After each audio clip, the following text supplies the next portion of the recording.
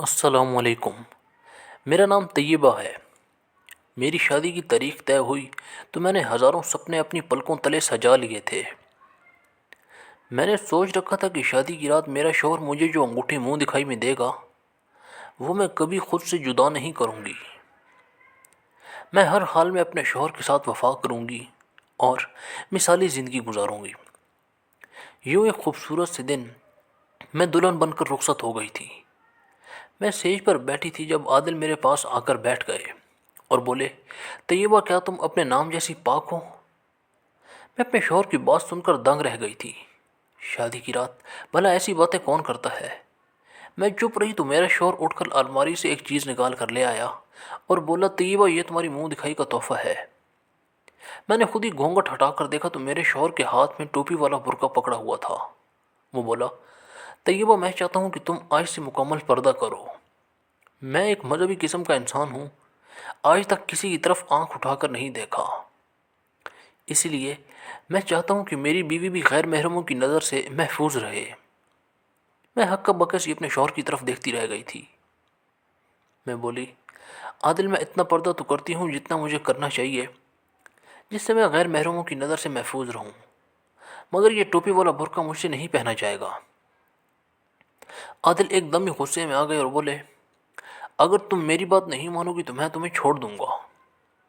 میں گھبرا گئی تھی، اسی لیے عادل سے وعدہ کر لیا کہ میں یہ برقع پہن لیا کروں گی، مگر سچ بات تو یہ ہے کہ میں عادل کی طرف سے بدگمان ہو گئی تھی۔ کوئی شادی کی پہلی رات اپنی بیوی سے طلاق کی بات کرتا ہے کیا؟ خیر، اب میں ہر جگہ برقع پہن کر جانے لگی تو سب میرا مذاق اڑانے لگے تھے۔ ہمارے معاشرے کے لوگ ایسے ہی کرتے ہیں، اگر کوئی اچھا کام کرنے کا بھی سوچے تو اس کی اتنی دل آزاری کرتے ہیں کہ وہ اس کام سے باز آ جاتا ہے۔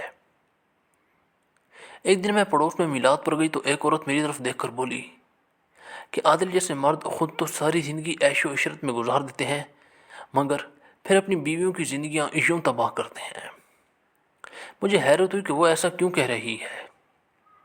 میرا سارا موڈ خراب ہو گیا تھا، اسی لیے میں میلاد چھوڑ کر گھر چلی گئی تھی۔ شام میں ایک عورت ہمارے گھر آئی اور بولی کہ عادل کہاں ہے؟ میں حیرت زدہ سی رہ گئی تھی۔ میں بولی، آپ کون ہیں؟ تو اس عورت نے بتایا کہ میں تو دوسرے محلے میں رہتی ہوں، یہاں سے گزر رہی تھی تو وہ سامنے والے گھر کی لڑکی نے یہ خط عادل کے لیے دیا ہے، اسے تم یہ تھما دینا۔ میں نے سر ہلا دیا تو وہ عورت اپنے گھر واپس چلی گئی تھی۔ میں نے کانپتے ہاتھوں کے ساتھ وہ خط کھولا تھا۔ اس میں جو لکھا تھا وہ پڑھ کر تو میں دھک سے رہ گئی تھی۔ لکھا تھا، عادل تم نے میری زندگی تباہ کر دی ہے۔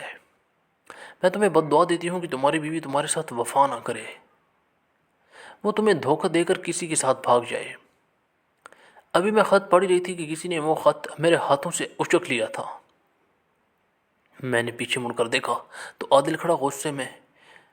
میں غصے سے بولی، واہ واہ عادل صاحب، آپ تو بہت دیندار ہیں، اپنی بیوی کے لیے ٹوپی والا برقع لے آئے ہیں جبکہ دوسروں کی بیٹیوں کی زندگیاں تباہ کرنے میں کوئی کسر نہیں چھوڑتے۔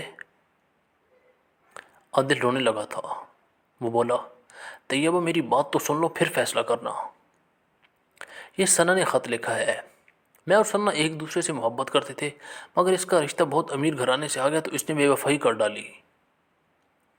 میں نے اس کو ہماری محبت یاد دلائی تو ہنس کر بولی کہ تم مجھے دے ہی کیا سکتے ہو، خالی محبت کو میں نے چاٹنا تو نہیں ہے نا۔ میں ثنا کے عشق میں روتا رہا، تڑپتا رہا، مگر اس نے شادی کر ہی لی۔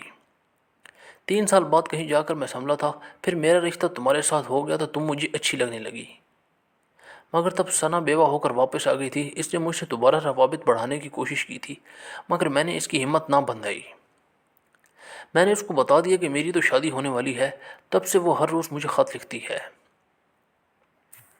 جس میں ڈھیروں بد دعائیں دیتی ہے کہ تمہاری بیوی تمہارے ساتھ بے وفائی کرے۔